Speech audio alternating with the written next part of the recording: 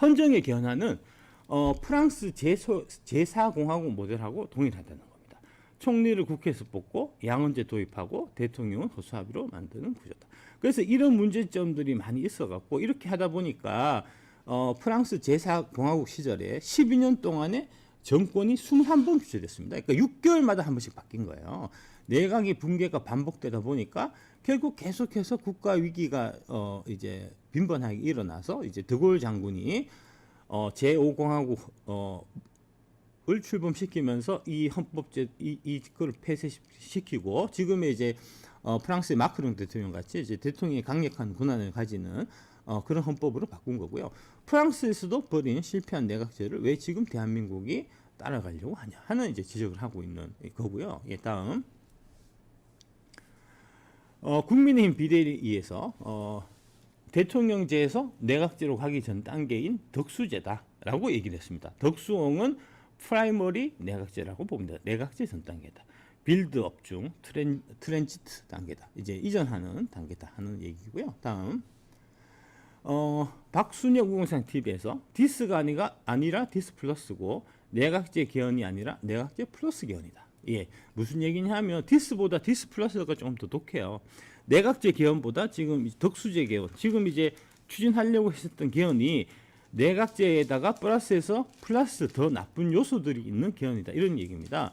일단 총리를 국회에서 뽑는 게 내각제 그 핵심 요소인데 그 내각제 핵심 요소에다가 더 독한 두 가지 암성분을 첨가했는데 첫 번째가 지방분권입니다. 지금 대한민국 안 그래도 이제 지금 지방자치제에서 이제 많이 하지만 지방자치제가 잘 굴러간다고 생각하시는 국민들이 거의 잘 없을 거예요. 도지사 뭐 대표적으로 이제 이재명 지사가 이제 과거 경기도 지사 때 했던 이제 그런 행적들이 지금 문제가 많이 되고 있는 거니까 도지사, 시장, 군수가 예산 인사다 주무르면서 그 지방을 실제 지배하는 이런 형태가 되면은 안 좋겠죠. 이거 국민들이 바라지 않을 겁니다. 근데 이런 형태로 지방 분권 개헌하겠다는 이제 개헌 방향을 이제 국민의힘 그다음에 헌정에서 갖고 있었던 거고요. 그다음에 연성헌법 두 번째. 언제든지 국회에서 지들 마음대로 지들이 원하는 대로 헌법을 바꿀 수 있게 하겠다 하는 두 가지 요소가 있기 때문에 내각제보다도 오히려 더 나쁜 내각제 플러스 개헌이다 하는 얘기고요. 다음 이 책임 총리제 얘기가 있습니다. 윤석열 대통령도 이제 그 2월 25일 날 이제 헌법재판소에서 최종 진술할 때 이제 그 책임 총리제 비슷한 말씀을 하셔갖고 이제 그 얘기하고 그 다음에 이제 한덕수도 책임 총리제 한다고 하니까 그거 같은 거 아니냐? 윤석열 대통령이 책임 총리제 한다고 그랬는데 왜 지금 와서 시비냐 하는데 그 윤석열 대통령께서 말씀하시는 책임 총리제 하고 지금 이제 한덕수가 얘기하는 그 다음에 지금 헌정회나 이제 국민의힘 개헌 방향에서 이제 제시하고 있는 그 책임 총리제하고는 전혀 성격이 다르다 하는 것을 이제 말씀을 드리겠습니다. 먼저 윤석열 대통령이 지금 말씀하신 이제 최후 진술에서 말씀하신 책임 총리제는 대통령이 임명한 국무총리에게 실질적인 권한을 위임해서 국정 운영의 효율성을 높이고 대통령의 권한을 분산시키는 방식의 책임 총리제입니다. 이 책임 총리제는 현행 헌법하에서 가능한 방식이고요. 실제로 이제 과거 그 노무현 대통령 시절에 이제 그 책임 총리제를 실시해서 이제 그 실질적인 권한의 상당 부분을 이제 그때 당시 국무총리를 맡았던 이제 이해찬이나 그 다음에 한명숙 총리한테 이제 이관해서 했던 그런 실제 사례가 있습니다. 이제 그런 느낌을 얘기하는 거고요. 이는 대통령 중심제하에서 총리가 대통령의 보좌를 넘어서 내치 중심의 실질적 권한을 행사하도록 하는 업무 분배 모델이다. 그러니까 대통령 혼자서 일을 다 하긴 너무 많으니까 대통령은 이제 중요한 굵직굵직한 일을 하고 그 다음에 이제 세부적으로 디테일한 부분들은 이제 국무총리한테 좀 넘기는 이제 그런 형태의 모델이라는 거고요. 특징이 대통령이 총리를 임명하며 총리의 권한은 대통령의 위임에 기반한다. 헌법상 국무총리의 권한, 국무위원 제청권, 강요해임 건의권 등이 지금 헌법에 다 있습니다. 하지만 이제 실질적으로는 잘 있음에도 불구하고 실질적으로 행사는 잘 못하고 있죠. 그 못하고 있는 헌법상의 권한을 실질적으로 대통령이 행사할 수 있도록 보장해 주겠다 하는 거고요. 대통령의 권한은 유지되며 총리는 대통령의 지휘 감독 아래 운영된다. 그러니까 총리한테 일부 맡겨놓고 일을 시키는데 이제 마치 뭐 사장님이 이제 부장이나 이사들한테 업무를 위임하고 이제 독자적인 권한을 많이 주고 있다가 계속 이제 보고 있다가 영 일을 제대로 못하면 너 그만해 나가 할 수 있는 이제 그런 형태라는 거고요. 다음 한덕수 총리가 얘기한 책임 총리제는 느낌이 다르다는 겁니다. 한덕수는 2025년 대선 출마 선언 및 개헌 논의에서 책임 총리제를 내세웠으며 이는 국회에서 국무총리를 선출하도록 해 대통령의 권한을 대폭 축소하고 내각제적 요소를 강화한 분권형 권력 구조를 지향한다는 겁니다. 이는 기존 대통령제와 내각제의 중간 형태다. 내각제성 견이라는 얘기죠. 그러니까 핵심은 대통령이 국무총리를 임명하느냐, 국회에서 국무총리를 선출하느냐, 여기가 가장 핵심인 거고, 이 국회에서 국무총리를 선출하게 되면은 이거는 거의 내각제에 가까운 성격이 된다는 겁니다. 특징, 국무총리를 국회가 선출하도록 해서 민주적 정당성을 부여한다. 대통령의 임명권, 특히 국무위원 임명권, 그러니까 장관 임명권을 대통령에서 뺏어갖고 총리에 주는 방식입니다. 총리가 내치 중심의 실질적 권한을 행사한다. 대통령은 외치, 외교 안보 중심으로 역할을 축소하고 내치는 총리와 국회 중심으로 운영한다. 그러니까 이건 사실 크게 의미가 없는 거예요. 외치는 외교 안보는 이런 형태로 지금 이제 권력 구조를 갖고 가고 있는 이제 대표적인 나라가 이제 독일입니다. 독일에도 대통령이 있어요. 그리고 이제 국무총리 수상 있죠. 이제 근데 많은 분들이 독일 이제 총리나 독일 총리에 대해서는 다들 이제 기억을 하고 언론에 많이 오르내리지만 지금 독일 대통령 누군지는 아무도 모르시잖아요, 그죠? 독일 대통령은 사실 명목상에 이제 이름만 있는 좀 이제 바지사장 느낌이기 때문에 그런 거고요. 이 개헌안이 결국은 대통령 우리 손을 뽑지만 그 대통령 권한이 없는 바지사장에 불과한 이제 그런 형태로 가겠다는 얘기고요. 목적은 제왕적 대통령제의 폐해를 줄이고 권력 분산 및 국회 권한 강화를 통해서 민주적 통제를 강화한다. 그러니까 국회 권한을 강화하겠다는 거죠. 국회의원들끼리 모여갖고 개헌을 하면은 결국 국회가 권한이 강화돼야 자기들한테 좋겠죠. 다음,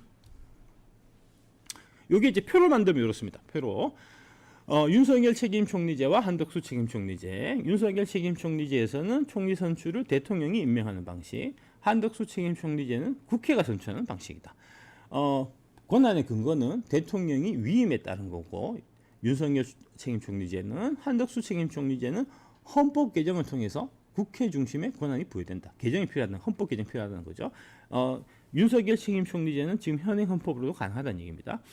대통령의 역할은 대통령 중심, 총리는 보좌 및 위임받는 권한 행사하는 거고, 한덕수 책임 총리제는 대통령은 바지사장, 외치 중심으로 역할이 제한된다. 제도적 목표가 윤석열 책임 총리제는 대통령제 내 업무 분배 및 효율성 증대를 위한 것이고, 한덕수 책임 총리제는 대통령제와 내각제 혼합해서 권력 분산 및 민주적 통제. 그러니까 국회가 해쳐먹겠다는 겁니다. 대통령은 허수아비로 두고 그런 얘기고, 윤석열 책임 총리제는 현행 헌법 기반으로 해서 가능하기 때문에 헌법 개정이 불필요한 반면에 한덕수 책임 총리제는 헌법 개정이 필요하다는 거죠. 국회에서 총리를 선출하고 권한을 재구조화하는 이걸 하는 데 있어서 헌법 개정이 필요하니까, 그래서 하는 얘기가 권력을 분점하는 개헌을 해야 되겠다라는 얘기가 나오는 게 바로 이런 맥락에서 나오는 겁니다. 다음, 현실적 가능성과 한계. 윤석열의 책임 총리제. 대통령의 강한 권력과 정치적 역학관계로 인해 총리의 실질적 권한이 제한된다. 한덕수 총리 임기 중 장관 인선 과정에서 대통령의 영향이 두드러지며 책임 총리제가 실현되지 못했다는 평가가 많다. 원래는 이제 현행 헌법상에서 대통령이 국무총리 뽑고, 그다음에 이제 국무총리가 실질적으로 장관은 이제 뭐 3배수로 이렇게 뽑아가지고 대통령한테 이제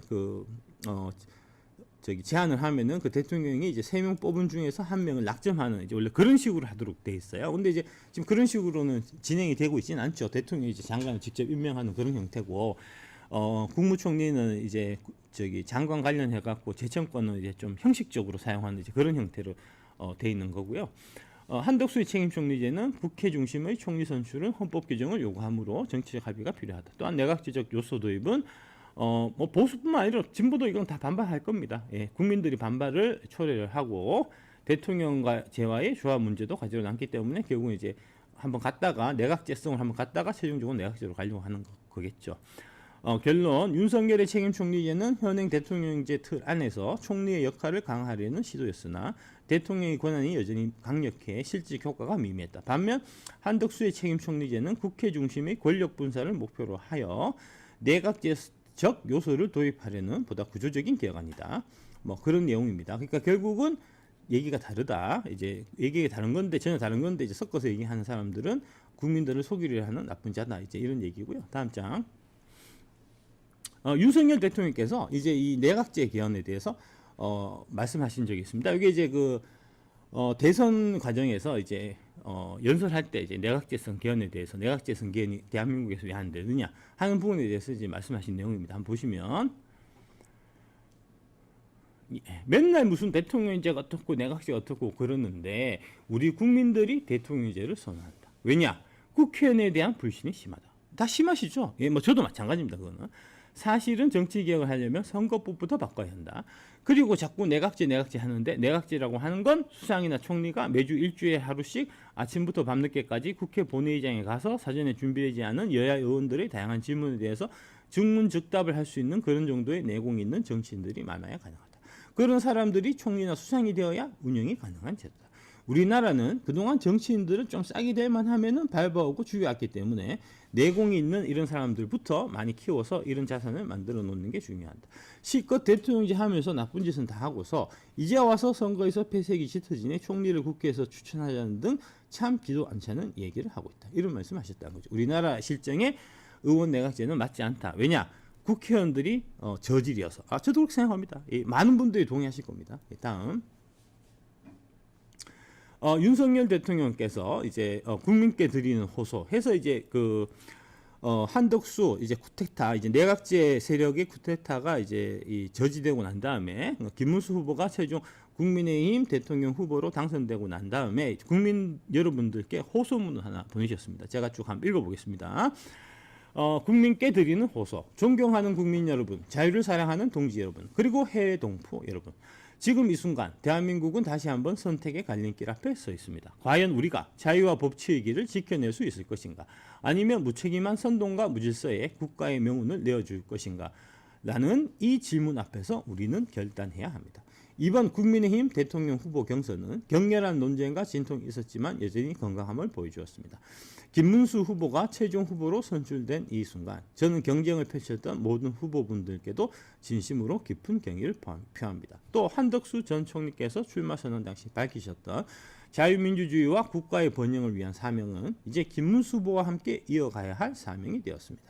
저는 한 전 총리께서 그 길에 끝까지 함께 해주시리라 믿습니다.